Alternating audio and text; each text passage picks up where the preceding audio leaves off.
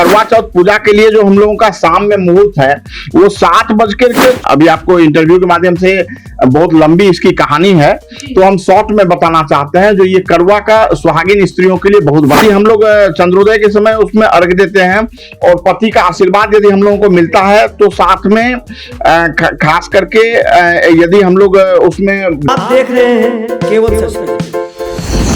अभी मैं आई हुई करवा चौथ के बारे में जानने के लिए प्रसिद्ध ज्योतिषाचार्य पंडित तरुण झा जी के पास, और अभी उनसे जानने का प्रयत्न करते हैं कि कैसे क्या पूजा का विधि है, कितना वे से पूजा करने का मुहूर्त है और कैसे करेंगे।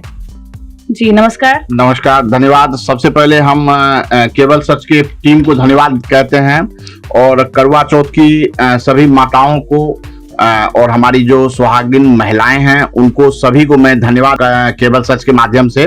और सबसे पहले हम ये जानकारी देना चाहते हैं जो हमारा ये करवा चौथ का जो कार्यक्रम होता है उसमें हम लोग सबसे पहले इसका ये जानते हैं जो विधि विधान कैसे होता है। सबसे पहले हम सभी दर्शक दीर्घा को जो भी हमारे सुहागिन माताएं बहनें देख रही हैं उसके लिए ये सबसे विशेष, खास करके विशेष कार्यक्रम है। तो इसके लिए हम लोग करते क्या है, जो देसी गाय के गोबर से सबसे पहले हम ईशान कोण में वहां पर जो है सो उसको देसी गाय के गोबर से उसको नीप करके और उसके ऊपर मंगल कलश हम लोग रखते हैं। मंगल कलश रखने के तदुपरांत उसमें अक्षत, पुष्प, चंदन, सुपारी, दुर्वा और चावल भरकर हम लोग रख देते हैं।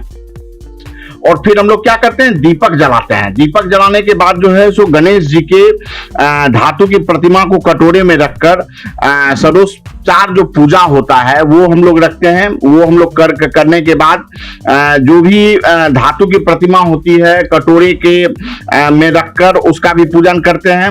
और खास करके पंचामृत से उसमें स्नान कराने की भी विधि है।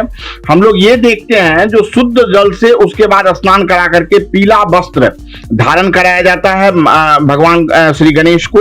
उसके बाद अक्षत, पुष्प, माला, धूप, दीप, खास करके जो हम लोगों को जानकारी है जो श्री गणेश को हमेशा लड्डू, मोदक, जिसको मोदक बोला जाता है, मोदक काफी प्रिय है, वो भी चढ़ाया जाता है। उसके बाद जो है उसके बाद गणेश चतुर्थी की हम लोग उसके बाद जो व्रत कथा होती है वो भी हम लोग सुनते हैं। और हम लोग दर्शक दीर्घा को बताना चाहते हैं जो चंद्रमा के चंद्रोदय के समय में ही उसमें अर्घ दिया जाए और इसका ये नियम हमेशा बरकरार रखा जाए कि वो समय पर हो।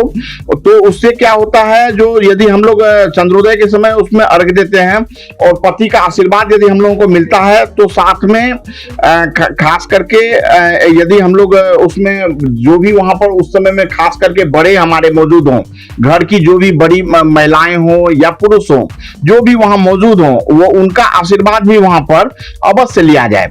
खास करके हम लोग देख रहे हैं जो इस बार करवा चौथ पूजा के लिए जो हम लोगों का शाम में मुहूर्त है वो 7:34 से 8:17 तक अमृत काल है और शिव योग भी लगा है, स्थिर लग्न है, शुभ चौघरिया मुहूर्त है और सर्वार्थ सिद्ध योग लगा हुआ है। तो इसमें यदि गणपति जी की हम लोग पूजा हम लोगों को प्रारंभ करना हमेशा शुभ रहेगा।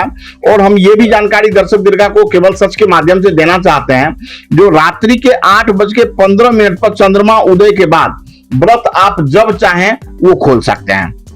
ठीक, एक और सवाल था आपसे कि ये करवा का क्या महत्व होता है। ये इसमें जो है सो ये सुहागिन स्त्रियों के लिए ये इसमें बहुत, चूंकि हम अभी आपको इंटरव्यू के माध्यम से बहुत लंबी इसकी कहानी है तो हम शॉर्ट में बताना चाहते हैं। जो ये करवा का सुहागिन स्त्रियों के लिए बहुत बड़ा महत्व है, बस इतना ही हम संक्षेप में इस इंटरव्यू के माध्यम से बताना चाहते हैं। आपका बहुत बहुत धन्यवाद।